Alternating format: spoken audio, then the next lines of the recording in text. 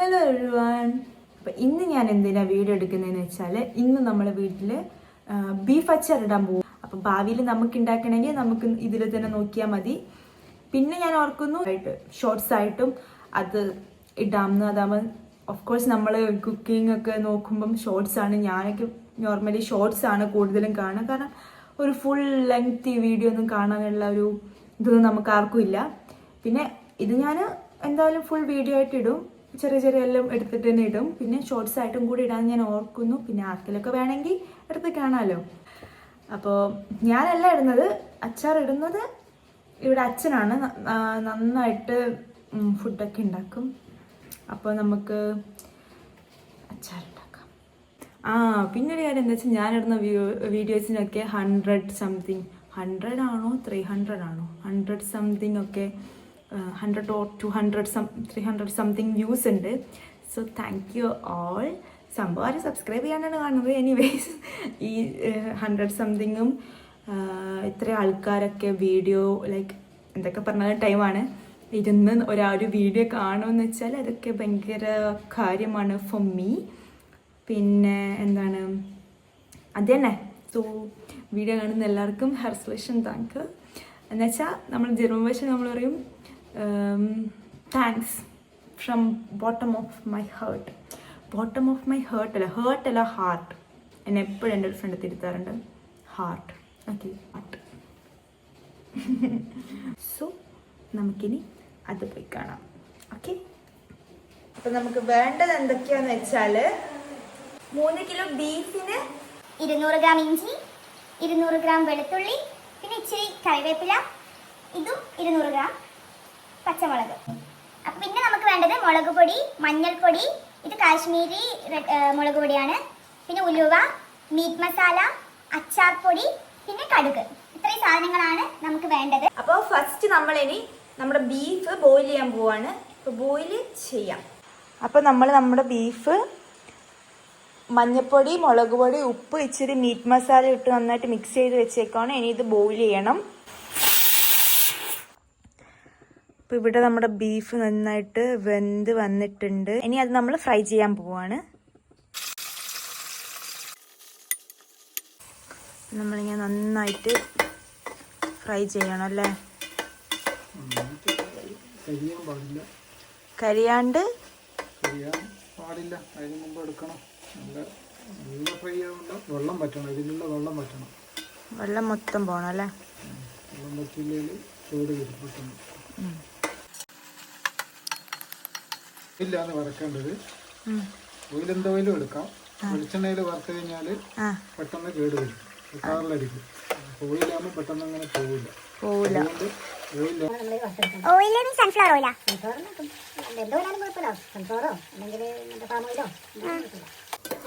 നന്നായിട്ട് ഫ്രൈ ആവുന്നുണ്ട് ഇവിടുന്ന്. അച്ഛൻ എങ്ങനെയാ കുക്കിംഗ് പഠിച്ചത്? അച്ഛൻ സ്ഥലത്ത് കുക്കിംഗ് പഠിച്ചതെന്ന്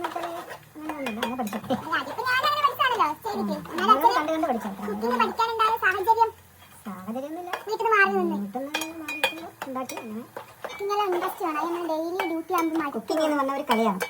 കല എനിക്കില്ല. ഞാൻ ഉണ്ടാക്കുന്നത് നല്ല ടേസ്റ്റാ, പക്ഷെ എനിക്ക് ഉണ്ടാക്കാനുള്ള ഒരു ഇൻട്രസ്റ്റ് ഇല്ല. അതില്ല. ഞാൻ ഉണ്ടാക്കുന്ന ഫുഡൊക്കെ എനിക്ക് ഇഷ്ടം.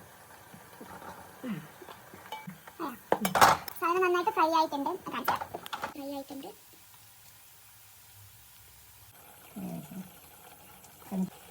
നമ്മൾ ഈ ഒരു അളവിലാണ് നമ്മൾ കട്ട് ചെയ്തേക്കുന്നത്. അത്രയും ചെറുതായിട്ട്.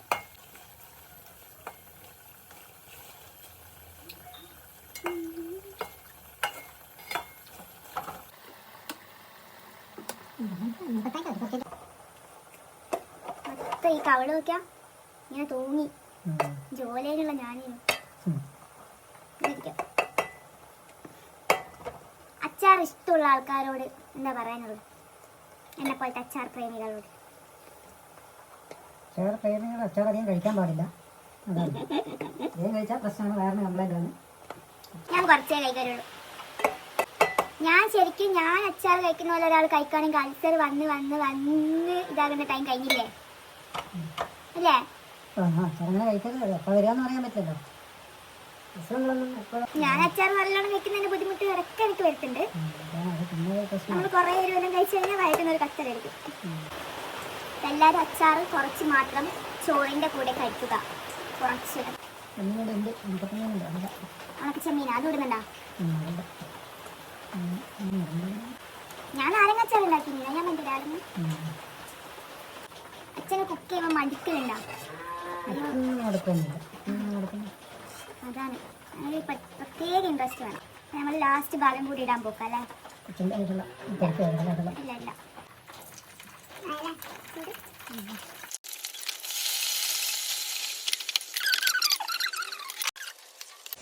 വെള്ളം ഉള്ളതുകൊണ്ടാണ് ഇനി നമ്മൾ മസാല ഉണ്ടാക്കുക. ഈ ഓയിൽ തന്നെ എടുക്കുക. ഓയിൽ തന്നെ എടുക്കുക.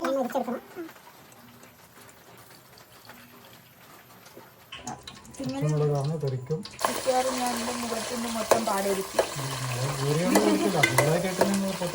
അതെന്താ അങ്ങനെയല്ല ഉണ്ടല്ലേ?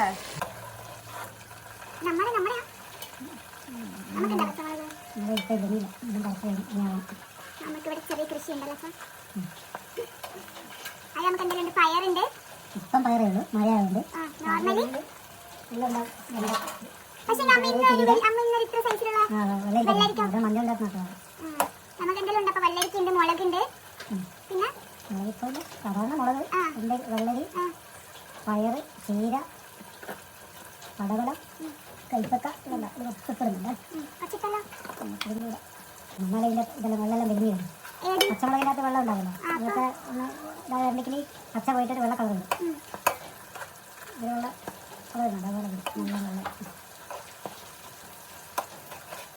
ഞാൻ ശരിക്കും ഭയങ്കര കുക്കാണ്. ഇവനെ വെറുതെ പറഞ്ഞതോ എക്സ്പേർട്ടാണ്. ഇപ്പൊ ഞാൻ എന്ത് വേണമെങ്കിലും ബുക്ക് ചെയ്യാം സാർ. ഇപ്പൊ ഒരാൾ ഇപ്പൊ അതുണ്ടാക്കണം എന്ന് പറഞ്ഞാൽ ഇപ്പൊ തന്നെ നമ്മൾ യൂട്യൂബിൽ എന്തെല്ലാം വേണ്ടതെന്ന് ചാറ്റ് ജിപിടിയോട് കിട്ടും. എന്തൊക്കെ ഇൻഗ്രീഡിയൻസ് വേണമെന്ന്. ചാറ്റ് ജിപിടി ആണ് ഇപ്പൊ വെള്ളത്തിൽ നമുക്ക് ഇതിലോട്ട് സ്ലൈസ് ചെയ്ത് വെച്ച വെളുത്തുള്ളി നമ്മൾ ആഡ് ചെയ്തല്ലേ. വെളുത്തുള്ളി നമ്മൾ 200 ഗ്രാം 2 ഗ്രാം 200 അത് സാരമില്ല, കട്ട് ചെയ്താൽ മതി. വെളുത്തുള്ളി ഇത് സ്ലൈസിനല്ലേ നമ്മൾ വെളുത്തുള്ളി നമ്മൾ സ്ലൈസ് ചെയ്യുകയാണ്. ഇതിലെയാണ് ഞാൻ ശരിക്കും ഗോൾഡിനെക്കാളും വാല്യൂ കൊടുക്കുന്ന ഒരു സാധനം. ഡയമണ്ടിനെക്കാളും ഞാൻ ഇപ്പോൾ വാല്യൂ കൊടുക്കുന്ന ഒരു സാധനമാണ് കറിവേപ്പില. പൈസയൊക്കെയല്ല, കിട്ടൂല. ഇന്ത്യൻ സ്റ്റോറിൽ തന്നെ പോയാലും ഉണ്ടാകും. പക്ഷെ പറയുന്ന പോലെ പൈസ മാത്രമേ നമുക്കിപ്പം കറിവേപ്പില ഇപ്പോൾ ഒരു വട്ടം വാങ്ങിച്ച് നമുക്ക് കുറേ വട്ടം വെക്കാനാവില്ലല്ലോ. പിന്നെ കറിവേപ്പില ഇല്ലാണ്ട് ഉണ്ടാക്കുന്ന ഫുഡൊന്നും കൊള്ളില്ല. കുറച്ചെടുക്കാം, അതിനൊരു 2 ദിവസം എടുക്കാം. അപ്പോൾ കുറച്ച് വെക്കുക. വെള്ളം ഒട്ടും ഉണ്ടാക്കാൻ പാടില്ല അല്ലെ? വെള്ളം ഉണ്ടായാൽ സാധനം നമുക്ക് കുറച്ച് ദിവസത്തേക്ക് സ്റ്റോർ. പിന്നെ മെയിനായിട്ട് ഇത് കുറെ നാളത്തേക്ക് നിൽക്കൂല, നമ്മൾ തിന്നു. പിന്നെ നമ്മൾ അച്ചാർ എല്ലാവർക്കും അറിയാം. എന്നാലും അച്ചാർ എടുക്കുമ്പോൾ നമ്മൾ ശ്രദ്ധിക്കേണ്ട കാര്യം എന്ന് വെച്ചാൽ കറിവേപ്പില നമ്മൾ ഇടാൻ പോകല. നനവുള്ള സ്പൂണോ അങ്ങനെയൊന്നും നമ്മൾ യൂസ് ചെയ്യാൻ പാടില്ല. അതെ, അപ്പൊ തന്നെ അതിലോട്ട് ഇതാകും. ഇത് നമ്മൾ എന്നിട്ട് നന്നായിട്ട് കോരണം. ഞാൻ കട്ട് ചെയ്യാം.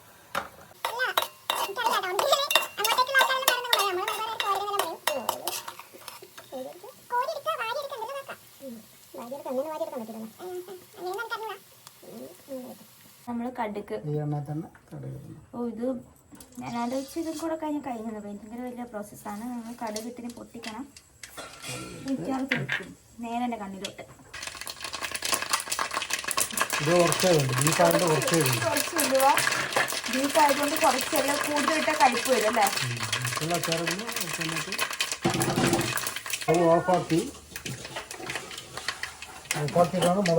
സ്റ്റൗ ഓഫ് ആക്കിയിട്ട് വേണം നമ്മൾ മുളക് പൊടി ഇടാൻ, അല്ലെങ്കിൽ അത് കരിയും.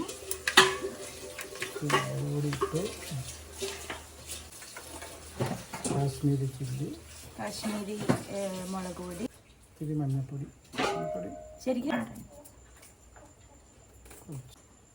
ഇതെന്താ? ഇച്ചിരി അച്ചാർപ്പൊടി.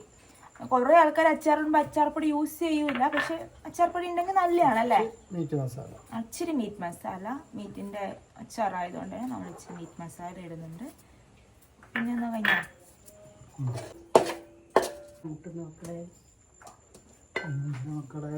കുറച്ചത്തേക്ക് ഇനി നമ്മൾ അതിൻ്റെ അകത്തോട്ട് ഈ സാധനങ്ങളെല്ലാം ഇടാൻ പോവാണ്.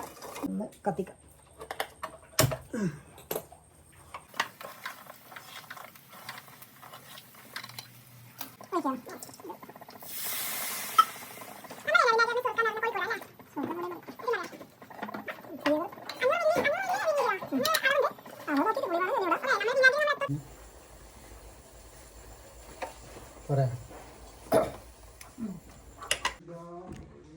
അപ്പോൾ നമ്മൾ അച്ചാർ ഇവിടെ റെഡി ആയിട്ടുണ്ട്.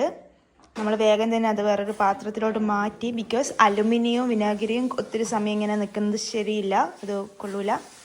അതുകൊണ്ട് നമ്മൾ വേഗം തന്നെ നല്ലൊരു പാത്രത്തിലോട്ട് മാറ്റി. അപ്പോൾ ഇതാണ് നമ്മൾ അച്ചാർ. നല്ല ഇച്ചിരി കൂടെ ടൈം ഒന്ന് വെയിറ്റ് ചെയ്യണം. നന്നായിട്ട് ഇതിൻ്റെ ചൂടൊക്കെ ഒന്ന് മാറി എല്ലാ മസാലാസും അതിൻ്റെ എല്ലാ ഫ്ലേവേഴ്സും ബീഫിലോട്ട് നന്നായിട്ട് മിക്സ് ആവണം. അപ്പോഴാണ് അതിൻ്റെ ഒറിജിനൽ ടേസ്റ്റ് നമുക്ക് കിട്ടണത്. സോ ഫൈനലി നമ്മുടെ ബീഫ് അച്ചാർ റെഡി ആയിട്ടുണ്ട്. നമ്മൾ ഇച്ചിരി കൂടെ ടൈം നിൽക്കുകയാണെങ്കിൽ, വെയിറ്റ് ചെയ്യുകയാണെങ്കിൽ നമുക്ക് എല്ലാം നല്ല മിക്സായിട്ട് നല്ല കിട്ടില്ല ബീഫ് അച്ചാർ കിട്ടും. അപ്പോൾ if you like this video, try making beef achar next time. Okay, bye bye.